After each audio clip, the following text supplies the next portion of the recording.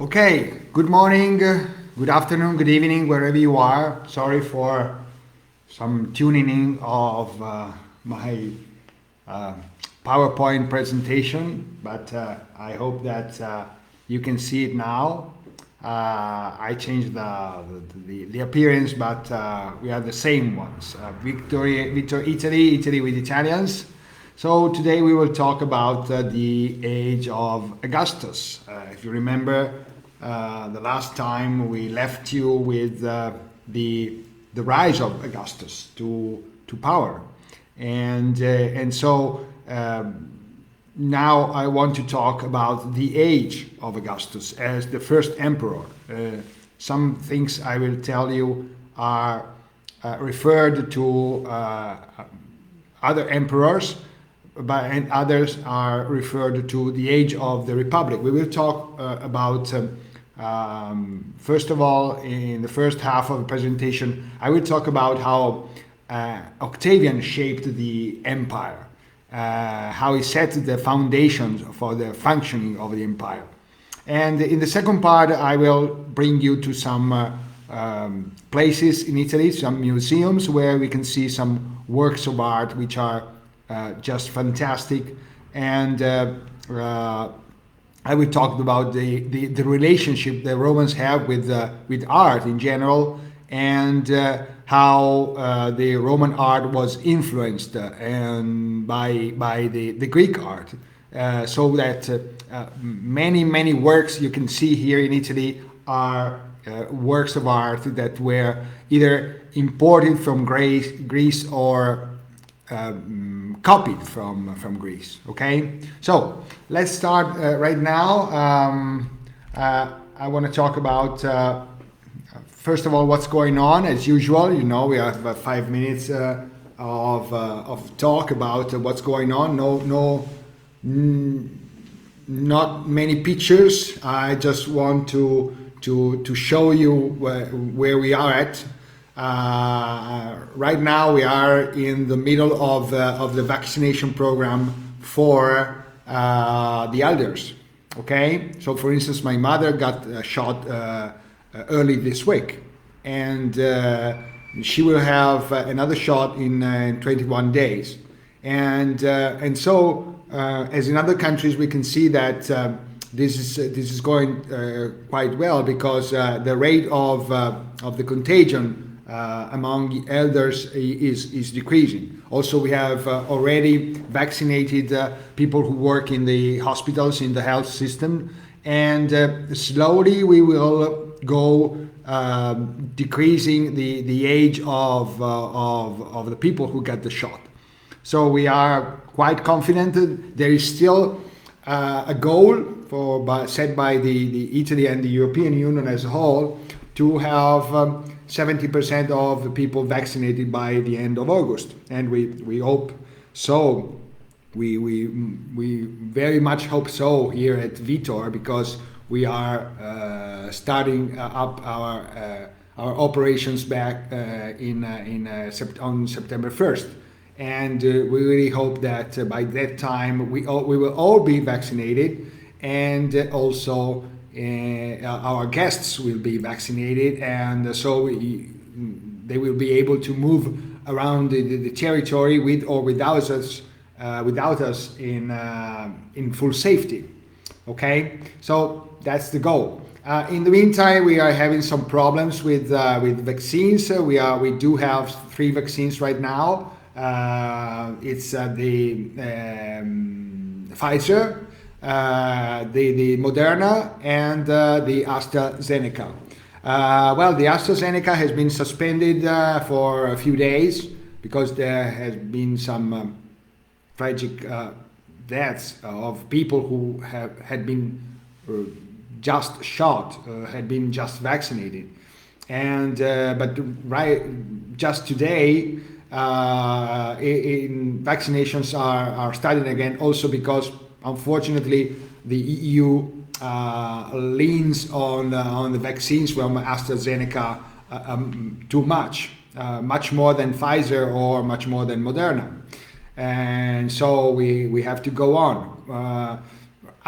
to now, I hear that up to 12 million British citizens have been vaccinated with AstraZeneca with no major problems, and also several millions of people have been vaccinated in Europe, and we have had some tragic accidents, but they are not so many as to have the authorities stop the vaccinations with AstraZeneca.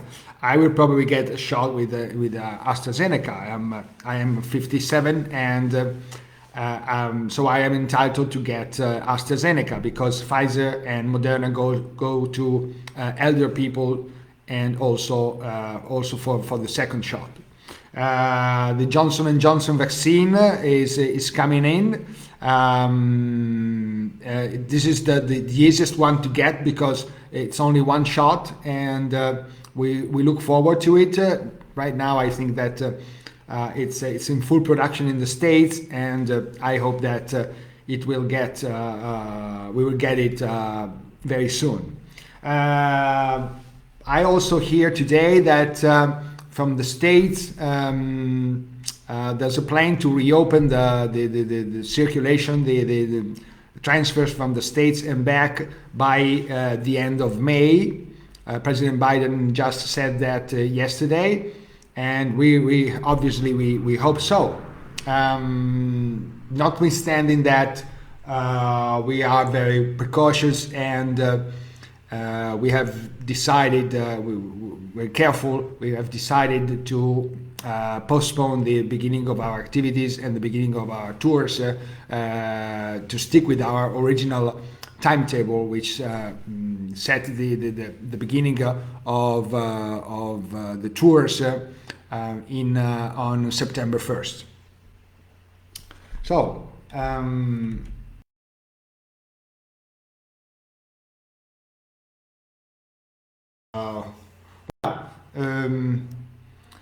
So the situation is evolving. One day we are optimistic, the following day we are pessimistic. Right now, Italy is almost everywhere on lockdown. Shops are closed, the restaurants are closed, the bars, you can only take coffee outside the bar. This will last until the Easter time. Hopefully by Easter, vaccinations will have taken a drastic step forward, and we will be able to get out again. But in the meantime, we are at home or we are at work, and we are aware that we are making sacrifices in order to get out when spring starts, when in summer. So we need to stay careful, to be careful during this month, and hopefully we will get back on the road in April, and then in summer. Okay, I already told you that we are now opening up the reservations for starting from September 1st. And the last thing I want to tell you about Vitor is that we have started this podcast on about the same, more or less the same subjects we are covering in our Facebook lives. We are now at episode 4, and I hope that I will be able to keep up and cover the gap between the Facebook lives and the podcast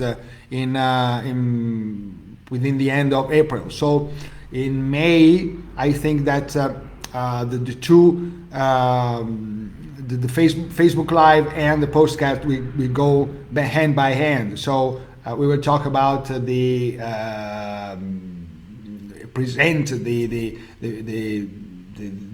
episode on Facebook Live, and then we will also put 2 episodes, the episodes on Spreaker of our podcast are approximately 30 minutes long. So we make up 2 episodes per each Facebook Live. I hope that then we will have we will be able to put both episodes online by the time we have the Facebook Live, the episode on Facebook. Okay, that's all. I've talked too much for what concerns the current situation, and as usual, I thank everybody of you who is listening or who is watching this video. I know that you are numerous. The numbers on Facebook tell me that you are many people. Obviously, seeing it also non-live, but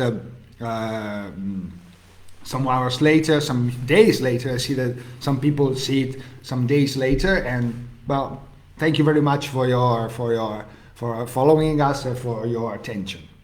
Okay, it's time to start about the Age of Augustus. Why did you want to talk about the Age of Augustus? Because Augustus was reigned for 44 years. And in these 44 years, from the 31 BC, when he won the battle at Actium, to 14 AD, when he died, it was a very long time. And he had all the time to shape the empire the way he wanted, also because he was practically an absolute monarch. So it's an age when the monarch tries to shape the empire, the republic, but then it will become an empire very soon.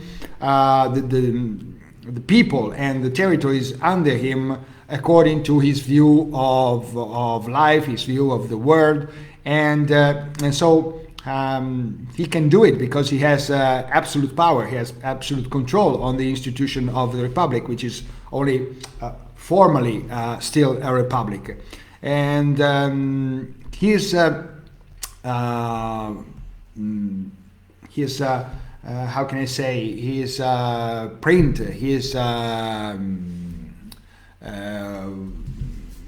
influence will be evident in the following years, in the following decades, even in the following centuries. Everybody will inspire himself to every emperor will inspire himself to Augustus. Every emperor will be called Augustus, while we know that his name was Octavian, and I already explained why he was called Augustus and what Augustus meant. So we will call him either Octavian or Augustus from now on. So like Caesar, Octavian not only administered, but he aimed at carrying out a gigantic reform that would renew the whole Roman society on the model designed by his uncle Caesar. Okay, and to do this, he formed around himself a sort of ministerial cabinet in which there was a great organizer, Marcus Agrippa. You know him because his name is inscribed on the top of the Pantheon in Rome. If anybody has been there, you will see that Marcus Agrippa, M. Agrippa, Costertium fecit. It's an inscription on the top of the Pantheon. Okay, and then there was a great financier, Maècenas, and several generals. Among them, there was his stepson, Tiberius. We will meet him again later on. And let me tell you something about Maècenas. You know, Maècenas is also it's a name, but it has come to in many languages. It has come to be a byword, because Maècenas was so active in financing and promoting arts and artists that his name has crossed the centuries and become in a byword in many languages. In Italian we say mecenate, and this means a well-connected and wealthy patron who encourages artistic production. So now you know that he lived at the times of Augustus, and he was a real person, and he was very, very wealthy. He was in the circle of Augustus.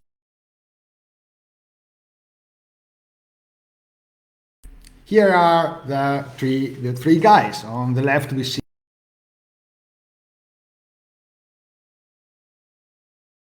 right we see Maècenas. And what about the aristocrats? Aristocrats complained about being excluded from this cabinet. So Augustus chose about 20 of them, all senators, and he formed a sort of crown council. And also the assemblies. There was the Senate, and on the other side the assemblies. So the assemblies in Augustus' age continued to meet and continued to discuss, but less and less frequently, and without ever attempting to reject any proposal from Octavian. Nobody dared to do that. And so Octavian continued to accumulate enormous powers. He was a consul, he held command over many provinces, he had immense wealth, and most important, thousands of veterans. You remember the last time we talked about how many soldiers he had under his command. Thousands of veterans were bound to him with a bond of personal loyalty. And so over the years, his institutional position was further and gradually elaborated. It was a slow but also a geometric process, very, very skilled. Nothing apparently had changed. The old republic was always there. The magistrates themselves were in the eyes of everyone. But in essence, in the real essence, Rome was ruled now by a monarch, a king. And this ambiguity is the Augustus' masterpiece. It makes him one of the greatest politicians of all time, if not the greatest, and it allows him to hold power firmly and throughout his life. Okay, Augustus also created a series of new administrative commands with officials appointed directly by him, who could be dismissed at any time. These were the praefecti. So the praefectus urbis was in charge of the administration of the city of Rome. The praefectus annone took care of the supplies of the city. The praefectus vigilis was the head of a department of vigilance. These were police officers and firefighters. And finally, and this is the reason why I put this picture here,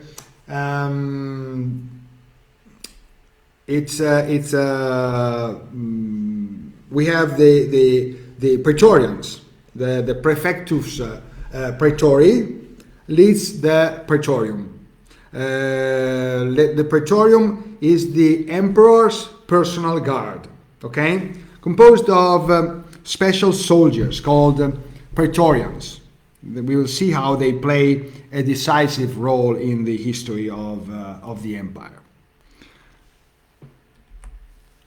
So, the provinces were divided into two categories. The ones that did not require a military presence. Let me see if I have. I can have the arrow here.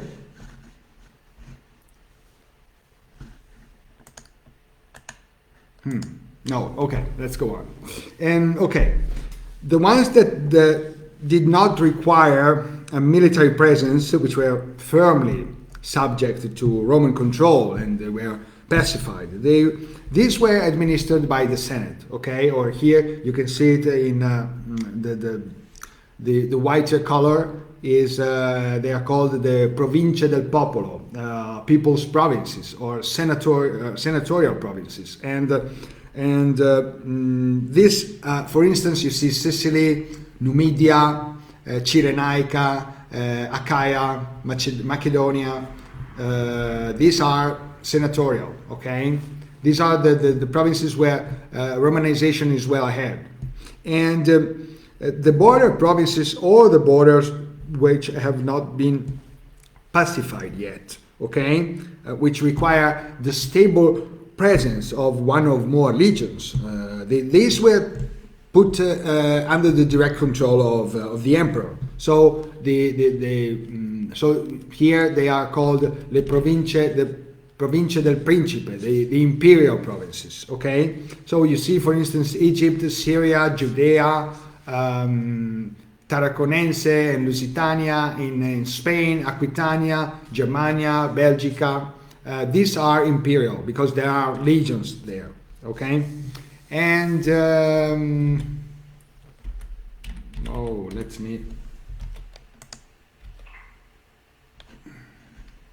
okay.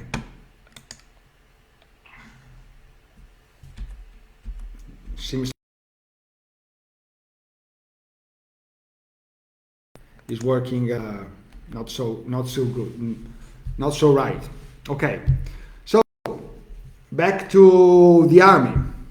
The army was the basis of the emperor's power. Augustus settled the veterans, distributing lands, and later he distributed also cash prizes at the end of their careers. And after the end of the civil wars, he reduced the legions from 50 legions to 25. But for the protection of his persona, of the emperor himself, a special guard of 9,000 men, we already talked about them, the Praetorians. It was created, a special guard, recruited from the good Italian families. And military service became fully professional. After 20 years of service in the infantry and 10 years in the cavalry, a soldier could be discharged, and he received a plot of land in the colony or a sum of money as a career-ending prize. The poorest citizens enlisted, attracted by the possibility of becoming landowners, but also the non-Roman inhabitants of the provinces, who thus obtained a Roman citizen could enlist. This way, military service was separated from citizenship. It was a clear sign of the end of the Republic. Thanks to the military service, larger and larger masses of individuals were put in contact with the Latin language and also with the we talk about Roman Greek culture. And the army became a powerful vehicle for Romanization in the regions where there were the legions, because the hope of achieving a superior social status through military service in Roman army meant that for many non-Romans, the legions were not a hostile presence, but they were the guarantee of a better future. So you will see that more and more the legions will have soldiers, non-Roman soldiers, okay, who will gain Roman citizenship at the end of their service, and less Italians. Italians will be enlisted for the Praetorians, but less and less Italian citizens will be in the legions. So this period of peace, we have seen the last time the peace, the empire was practically at peace for 40 years, and so this peace and stability, they boosted the trade, and the end of the civil wars brought an economic boom to Italy, and not only to Italy. So Augustus restored and extended the road system, and he organized an efficient postal system. With the end of confiscations, many owners were encouraged to invest in their lands to increase agricultural productivity, and agriculture was born again as a result of.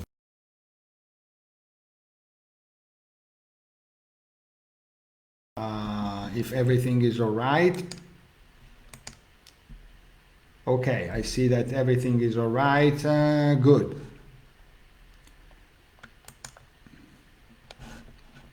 Sometimes, once in a while, I have to check because, you know, I don't know if if everything is all right and you can see everything. Okay,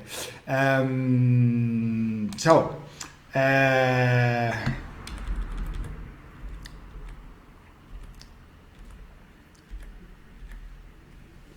So, here we are in Rome, okay?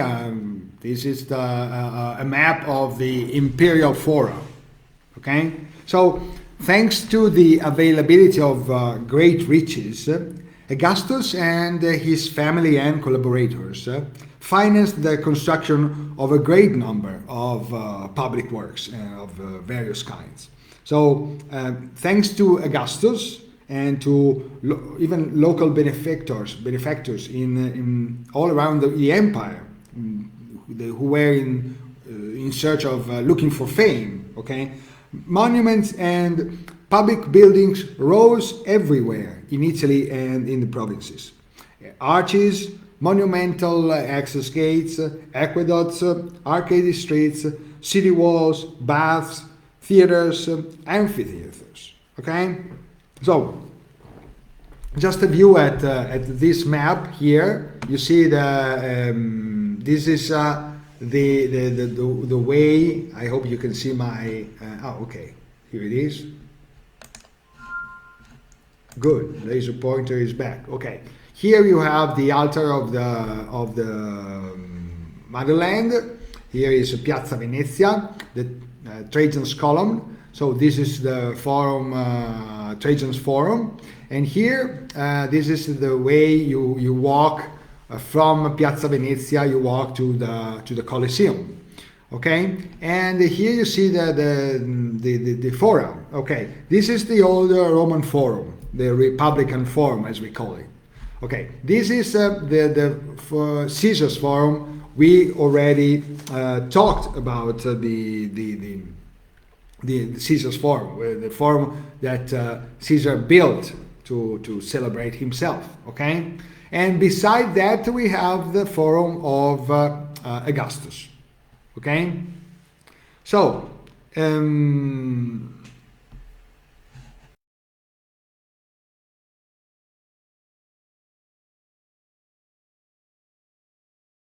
temple of Julius Caesar, Divus Iulius. Okay, so obviously the sign of a new regime was more evident in Rome. New buildings, new monuments, they were erected in every public space of a certain importance.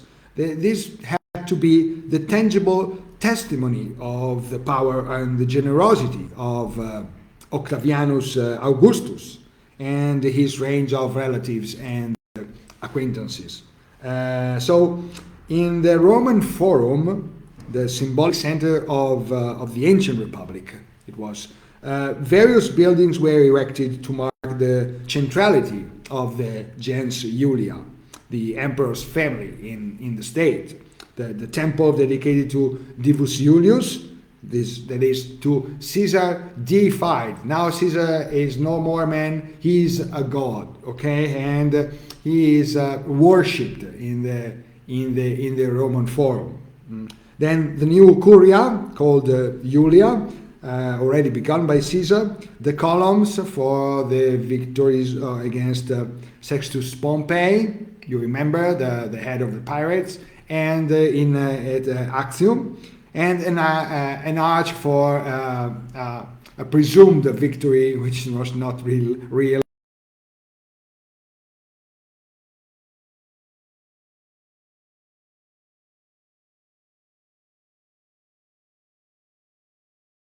nothing. Okay, all the marble has been taken away. Okay, and this is the Forum of Augustus, how it presented itself in those times.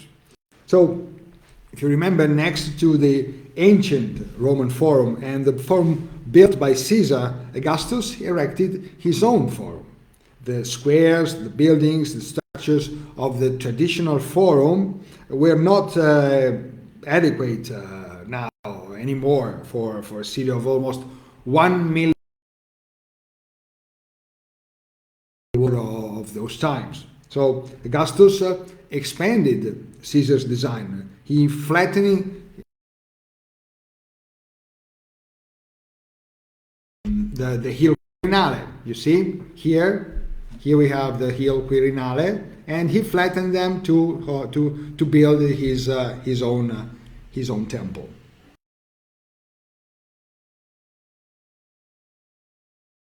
Colossal work, at the end of which he would erect a formidable wall, 33 meters high, which served both as a containment and also as a separation between the public area of the fora, here, go back again, here, the public area of the fora, and the plebeian district of the subura, with plebeians and also with prostitutes.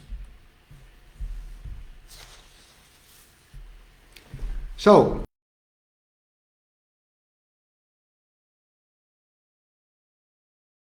Battle of Philippi. If he won the battle against Brutus and Cassius, he would dedicate a temple to Mars. So the temple is the ideal center of his forum, and it was dedicated to Mars Ultor, and it means Mars the Avenger. Okay, today we can still admire little of that, but we can still admire the white shade of the Carrara marble that was used for the temple, and the colored, some of them, the colored marbles from Africa, from Greece, from Asia Minor, from Turkey, decorating the floor of the forum. So these marbles from every corner of the empire aimed at stunning the visitor aesthetically, but also more than that. They were the tangible evidence of the universal power of Augustus, and obviously through Augustus of Rome, of the city itself. So the temple was not only also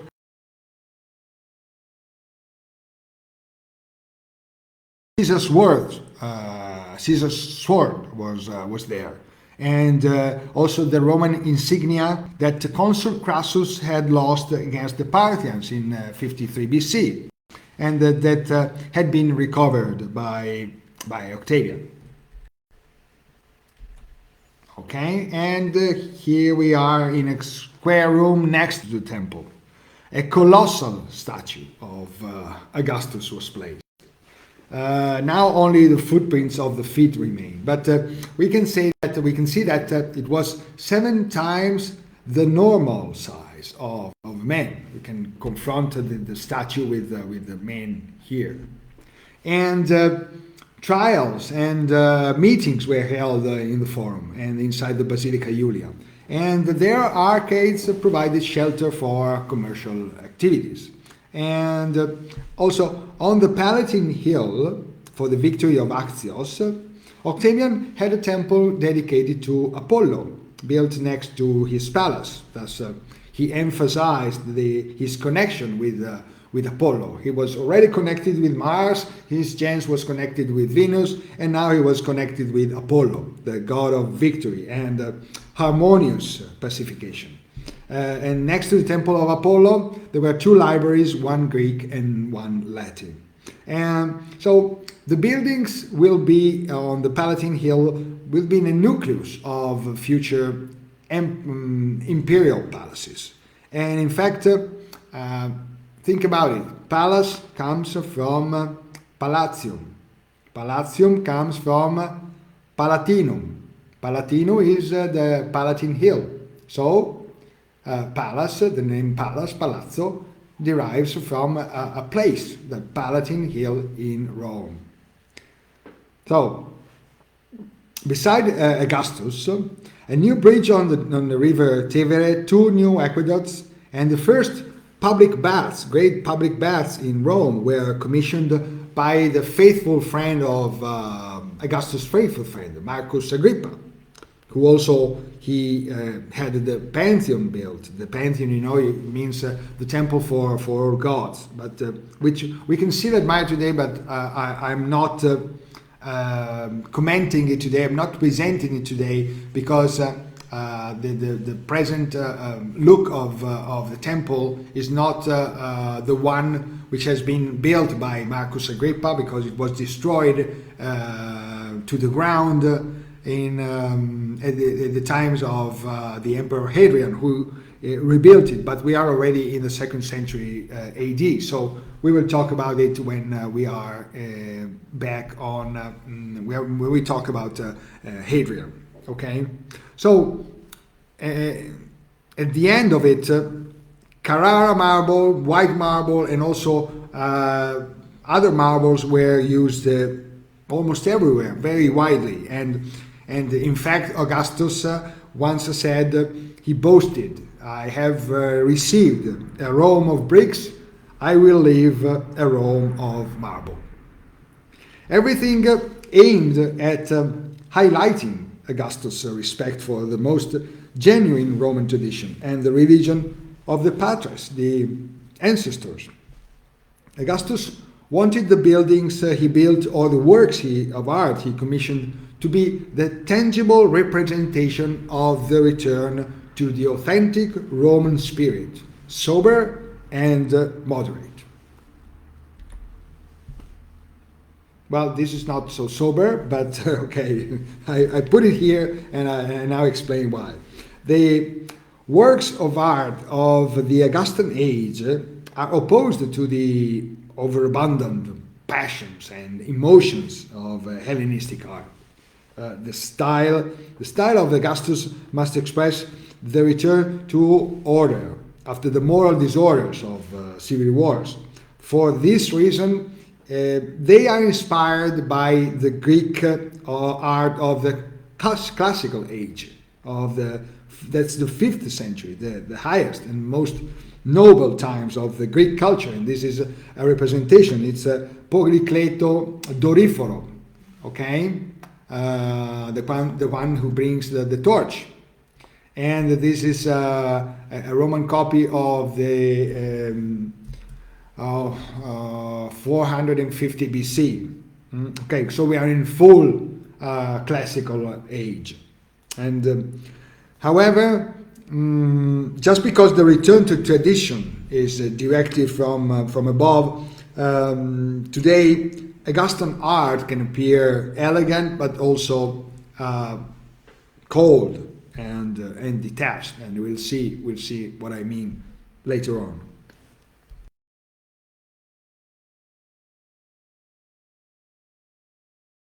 Portraits, which realistically transmit the feature of the ancestors to future generations, and the great public works. As the interests of the state prevailed over the ones of the individuals, it is difficult to remember the name of an artist or of an architect in Rome. And in fact, Roman art is anonymous for the most part. Most of the works, in fact, are remembered by the name of the consul under whose consulate they were executed, or the emperor, or the client who promoted its realization, or whom they were dedicated so. For example, we talk about Claudius' aqueduct. The aqueduct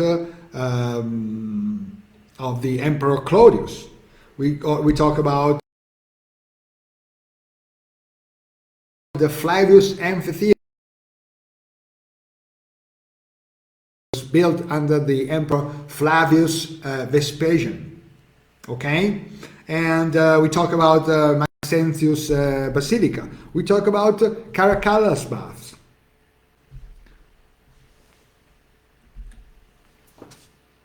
Speaking of Roman construction techniques, Roman architecture is characterized by the use of the arch and the vault. They allowed the Romans to cover immense spaces, also using powerful construction machines, but these machines were nothing more than war machines converted to civilian use. To build buildings with huge, wide vaults and domes, Romans mostly used concrete, calcestruzzo in Italian, and which is a Latin word, calcestruzzo. It was a compound made of lime, sand, scales of stone,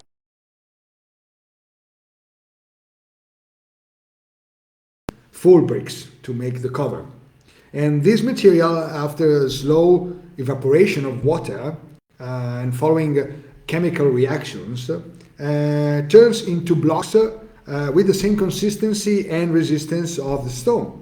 And so it is not very different from the concrete we use today. And thanks to it, the Romans could build buildings with vaults and domes which still defy times. And this is an aerial picture of the Pantheon to show you how big it is. It's one of the biggest domes still in the world, still 2,000 years later. So for the Romans, the community was always more important than the individual, and the state was above all. In Roman society, the great public works, civil and they were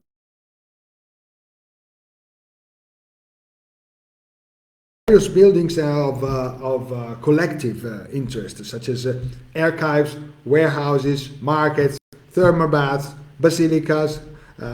Don't confound them, the basilicas of those times with the basilicas of these times. The Roman basilicas were used for the administration of justice, for business and private and public meetings. Here we have the roads. The roads, Roman roads. There's a saying which is known everywhere. All roads take to Rome. Okay, so roads linked Rome to the other cities of the Italian peninsula and subsequently to those of Europe, of the Middle East and North Africa. The Roman road was on average 3 meters wide, and it consisted of at least 3 layers. Here we see it was an average depth of 150 centimeters, and the lower layer consisted of a set of pebbles here. The middle layer of a mixture of sand and gravel, number 2 and number 3, and the flooring of rounded pebbles or slabs of stones. You can still see a long section here, a long section of a Roman road in the park of the Appia Antica. The road Appia Antica the park is just outside Rome. It runs for more or less 30 kilometers away from Rome. And the Appia Antica was a very, very important road which linked Rome with the port of Brundisium. It was a gateway to the east. Then you got to Brundisium, and Brundisium was a big port trading with the eastern Mediterranean. Oh, okay. Another typical Roman artifact, the aqueduct. Water supply was vital, obviously, and built in Lazio between 312 BC and 206 AD to bring water from distant springs to the heart of the capital. The most spectacular is this one, the Aqueductus Claudius. It was built between 38 and 52 AD under the emperors Caligula and Claudius. It was about 70 kilometers long, and for almost 20 kilometers, water ran on arches, on these arches here, supported by tall, robust pylons that they still rise in the Roman countryside. They are relevant signs of the landscape. Okay, now it's beside the public works. Now let's talk about something a little about art. Okay, so in general, the relationship between Romans and art was quite problematic. They were more interested in concrete issues and then in abstract ones. The disposition was hard and sober, and it had been defined over the centuries in almost uninterrupted in an almost uninterrupted sequence of wars. Artistic and philosophical discussions, which were so beloved by the Greeks, were considered a waste of time, a useless ocious. They could only lead to relaxation and softness of customs, and to abandoning the traditions that had made the city the ruler of the world. Even the objects the Romans surrounded themselves with, the Romans had around them, especially in the Republican age, these were made of poor materials and were roughly finished. But in the age of the late Republic, in 1st century BC and in Augustus' age, the exceptional flow of immense riches from the cities and the temples that the Romans predated forced them and got them used to a new relationship with art. And this is one of my favorites, the Dying Galata, the Dying Gaul in the Musei Capitolini in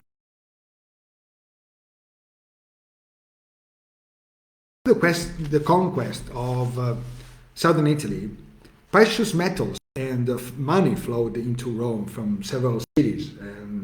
Many Hellenistic works of art were brought from Syracuse, which had been the city that had been defeated in the First Punic War. And then finally in 146 BC, Greek was conquered. Grecia capta est, said the consul. And so the Romans got into direct contact with Greek classical art. So the concentration of art treasures in Rome and the increasingly frequent contact with very different peoples encouraged collecting. Everybody was collecting. All the rich people, wealthy people were collecting everything with a value, because it was rare or unique or made with precious materials or executed by a well-known Greek master. Everything was considered worthy of being amassed in the temples of Rome or displayed in the mansions of the patricians and the equites. But despite this, the Romans always felt uncomfortable, not at ease with art experts in those times. In the 1st century BC, Rome was invaded by individual statues like this and statuary groups, original or in copy, the results of spoils of war, but also they were brought from flourishing Greek and Asian artisan shops. Many sculptors from the East moved to Rome, to the city that was now the light of the Mediterranean. And here they opened workshops to produce new works or to copy the great Greek originals, which in this way have come to us. So these copies allow us to appreciate the Greek sculpture in all its grandeur. So let me present you some of the most beautiful and amazing works of art which derive from Greek artworks that you can see in Rome. One of the most beautiful is this one, the Dying Gaul in the Capitoline Museum, the Musei Capitolini. And there's another one.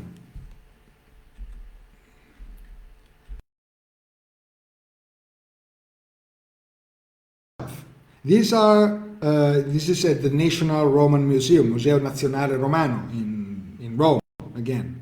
And these are the Roman copies in marble of the original bronzes made in Pergamos in present-day Turkey, southwestern Turkey. The two sculptures here, you see with the gold, with Dying Gaul, for instance, the two sculptures are extremely realistic. Look at his face. He's perfect. He's just perfect. The anatomical rendering is almost perfect, and also look at the attitudes. Look at the gestures that he's doing. The faces also here, and the other one, the Gaul killer himself. Look at him. Their faces express full emotions and attitudes in the extreme moment of death, pain, pride, and dismay.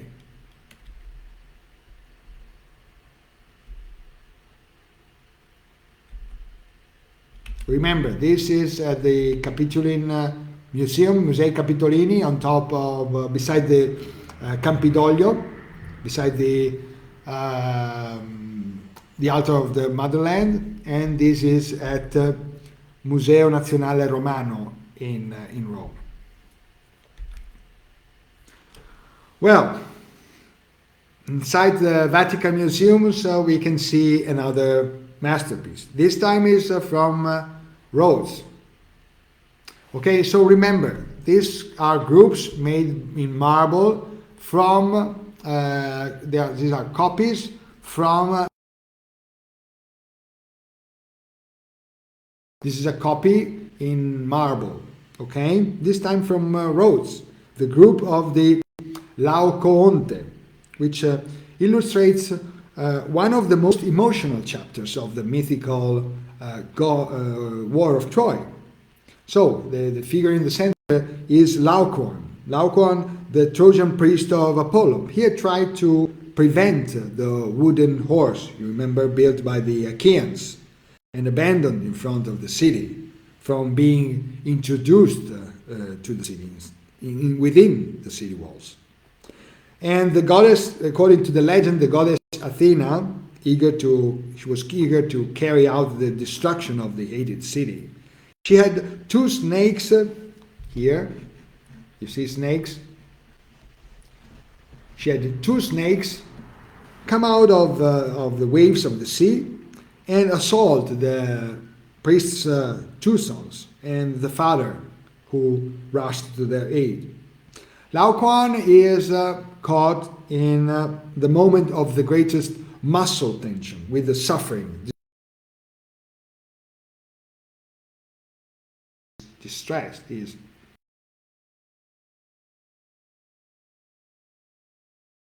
himself and the children from this incredible attack.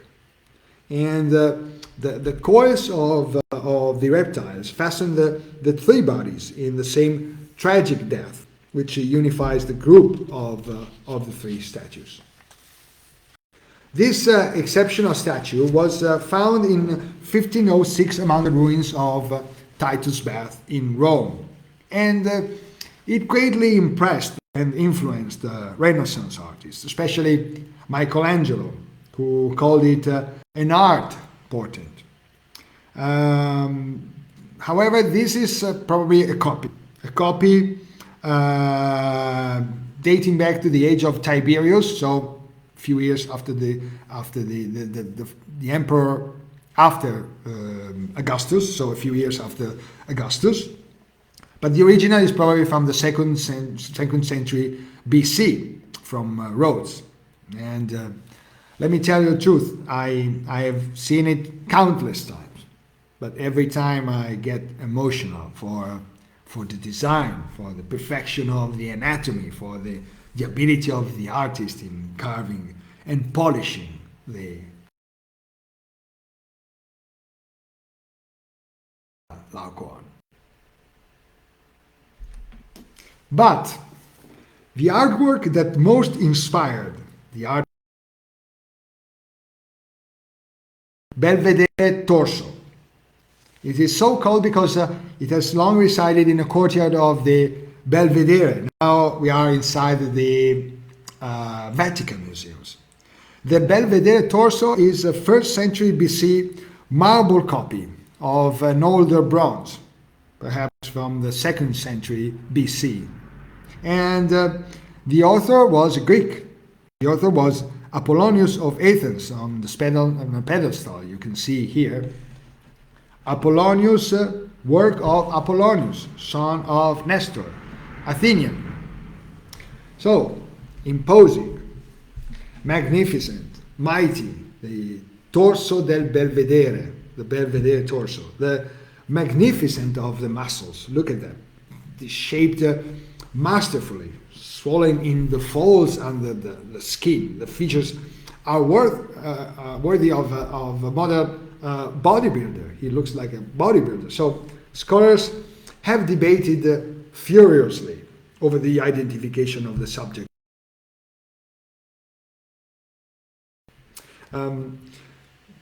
If we look at his muscular gigantism, the most accredited character is Hercules. Is Hercules resting, and look at that. Even if only the muscle groups of the abdomen, the thighs, and the back, they are visible. These limited portions of the body are enough to show the excellent anatomical knowledge of the artist, and they make it a masterpiece. The artwork was of great inspiration for Renaissance painters and sculptors. The Belvedere Torso was reproduced by Michelangelo in several works, from the frescoes of the Sistine Chapel to the Giorno, a marble sculpture inside the Medici Chapel, the funerary chapel in Florence. But no artist, even among the most famous, ever dared to step forward for a restoration that could complete it in the missing part. The original was simply too perfect. And look at the resemblance of this. This is the portrait in the center of the ultimate judgment, the Giudizio Universale, inside the Sistine Chapel. And this is Jesus Christ. It's not a classical representation. He has not the beard, and he's very muscular. Isn't it the same guy? Well, looks like it.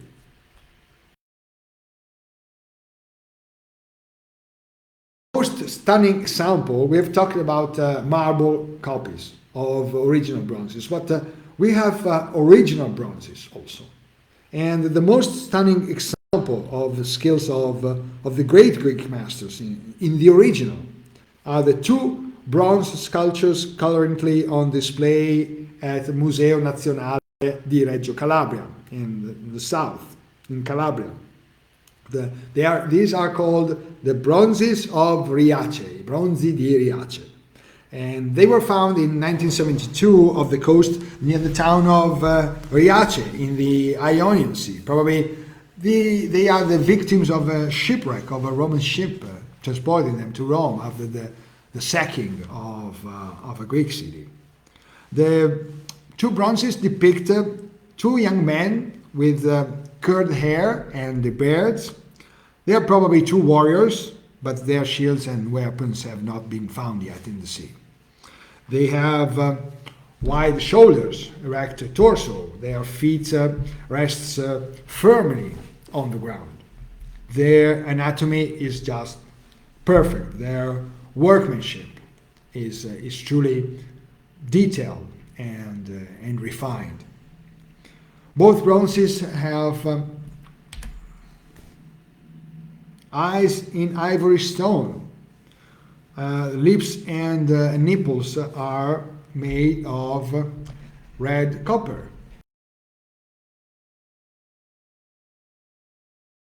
You see? And one of the two, conventionally called bronze A, here on the right, is the only one in antiquity to have his teeth made of silver. Look at the representation. They are just fantastic. Look at the bears. Look at the curls. Look at the pose, at the anatomical rendering of these two figures. I'm wordless. Every time I see them, I'm wordless. They probably date back to the year 450 BC, more than 2,400 years ago. They are the culmination of Greek bronze statuary. Obviously, bronze allowed more freedom in composition because it was more resistant than stone, than marble. Then the sculptor could avoid to use the external supports that instead were necessary for stone sculptures, or for using some artifacts, some support, to conform, to design the statue to have more points on the ground, while you see these bronze statues just stand by themselves. So the Roman artistic tradition became intertwined and amalgamated with Greek art. The same happened with the other populations that Rome conquered. And among the artistic genres, the most Roman, truly expressing the Roman mentality, was the portrait. Because Greek statuary hardly showed the features of the character, and it was quite impersonal. Here you see it also, it's quite impersonal, okay? But Roman statuary, on the contrary, it looks primarily for resemblance, for showing the real features of the guy, of the person who is of the character of the person who is the subject of the art, of the work. So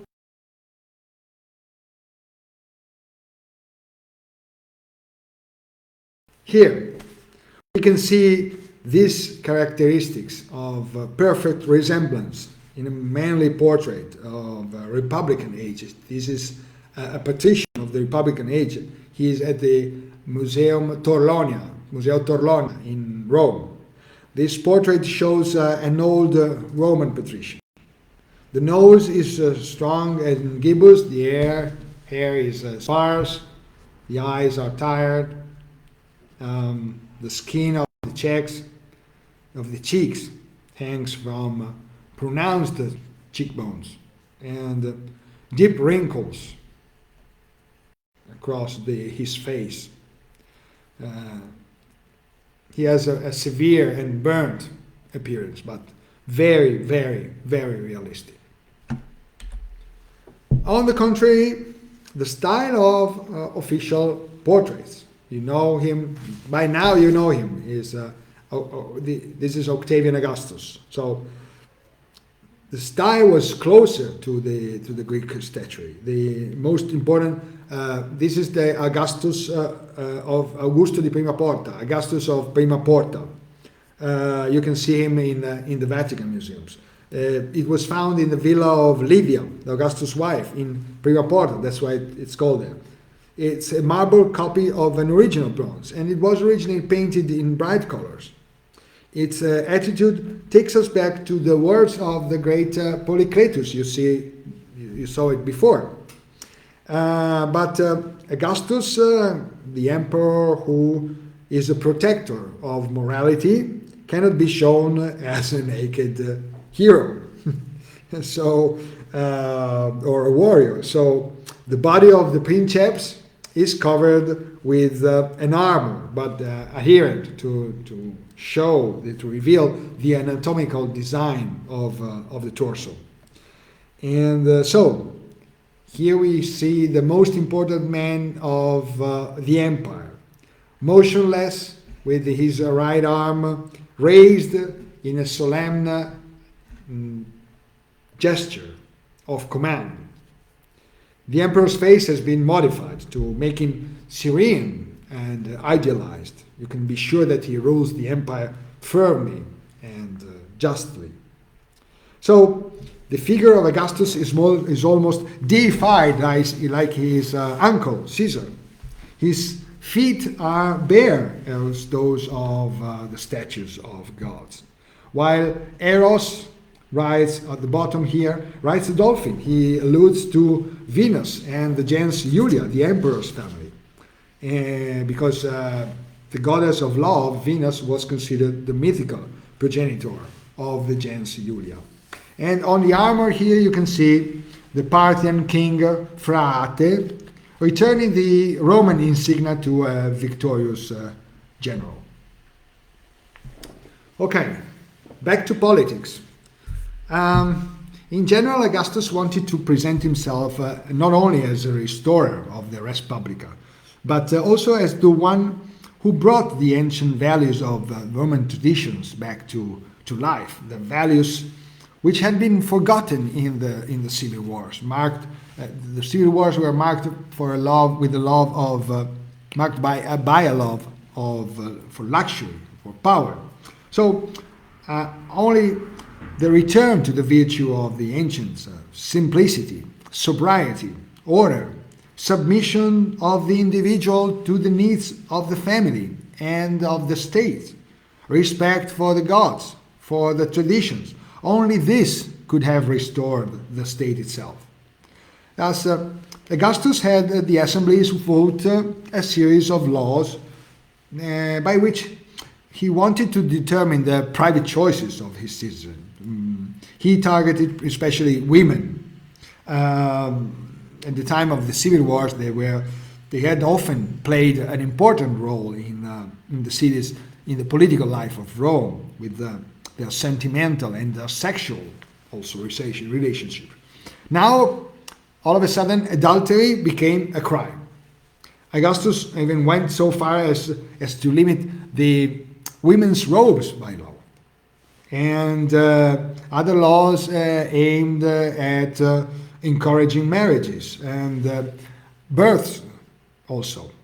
And introduced penalties for families without children and incentives for large families.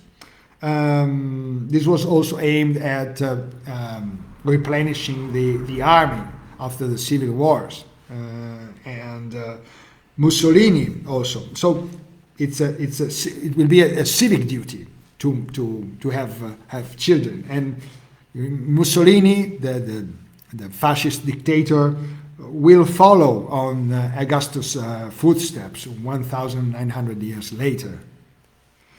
And so also agriculture gets very important.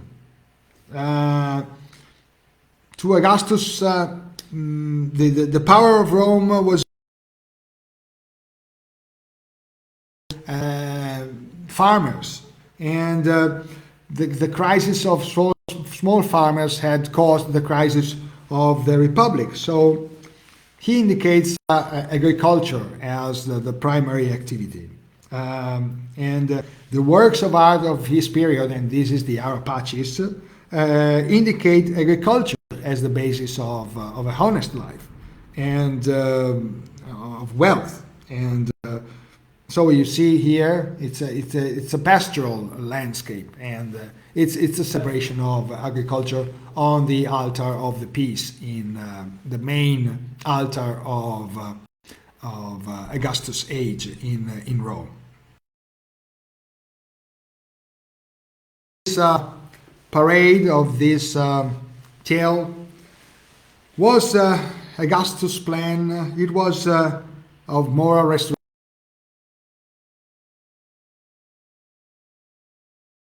Was, yes, but in part. The themes of Augustan propaganda are also reflected in monuments erected by private citizens who wanted to demonstrate their support for the emperor.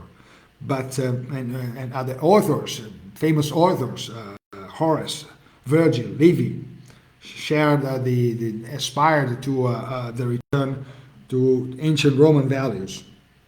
But Augustus was only in part successful, because it is difficult for a single individual to change the habits and behaviors of an entire society. Morality cannot be changed by decree. In fact, for instance, the very law of adultery, of the repression of the adultery, was applied very, very seldom. The Roman society was now too advanced to simply go back to the old times. And more than that, Augustus' problem was that the very members of the imperial house set a bad example. Julia, his daughter here, Julia, was the protagonist of several scandals that undermined Augustus' politics. So Augustus forced Julia to marry Marcellus, son of his sister Octavian. But Marcellus died shortly afterwards, and Julia became the cheerful widow of Rome. Augustus then he ordered her to marry Marcus Agrippa, here, the friend of Augustus, the minister of Augustus, his most skilled and trusted collaborator. And Augustus did not care that Agrippa was 42 years old and was married, and Julia was 18. And he forced them to divorce and marry her. The couple, unexpectedly, they had 5 children. But 8 years later, Agrippa died, and Julia was widowed again. And so Augustus imposed her another marriage, this time with Tiberius, Livia's son.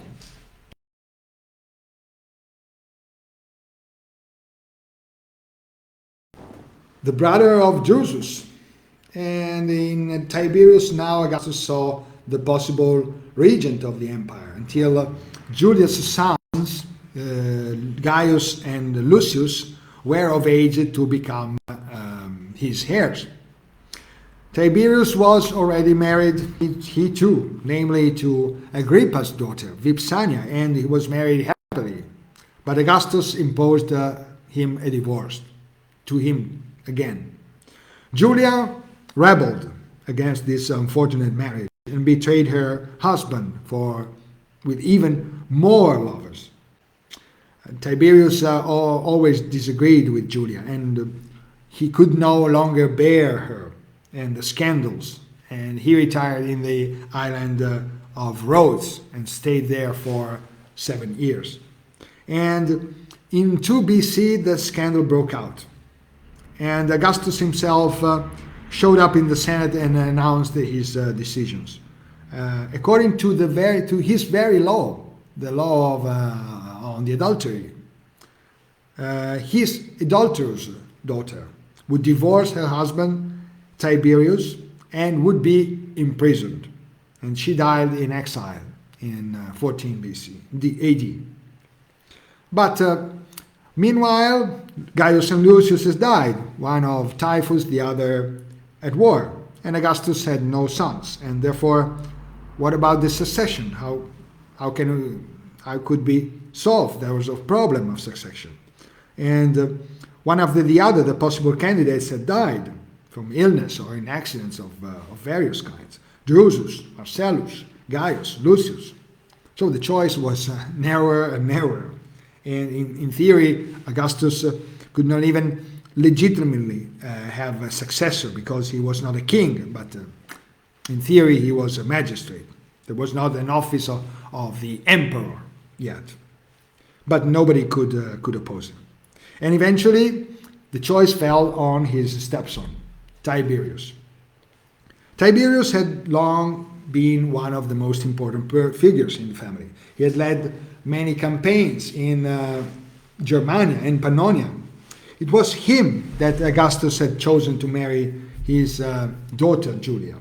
And in 4 AD, Augustus adopted Tiberius, who took the name of Tiberius Julius Caesar Augustus.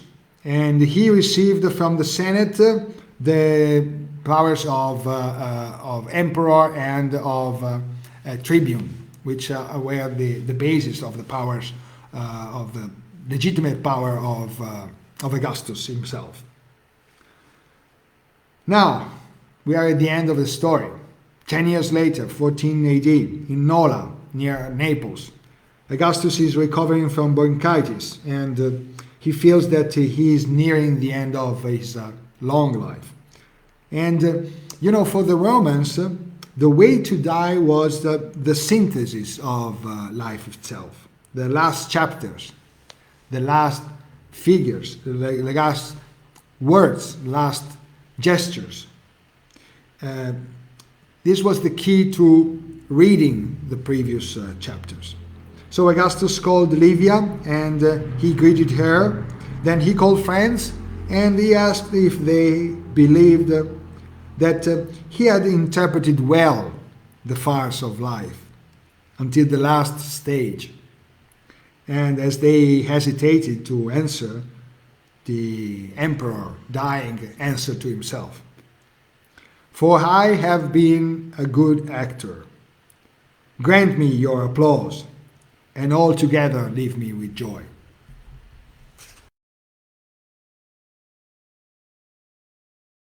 The reign of the first emperor, Rome ruled the Western world, from Germany to Egypt, from Spain to Syria. Augustus had laid the foundation for a new golden age. But how would this golden age survive the death of its initiator? I will answer this question next time and in the next episodes. It will be a long story. So for today. Probably we went well beyond the time I had foreseen, and I thank you very much for your patience and for your attention, and I look forward to meeting you once again in 2 weeks on Facebook Live with me, Marcello, and Vitor. Thank you very much, and have a very, very nice and safe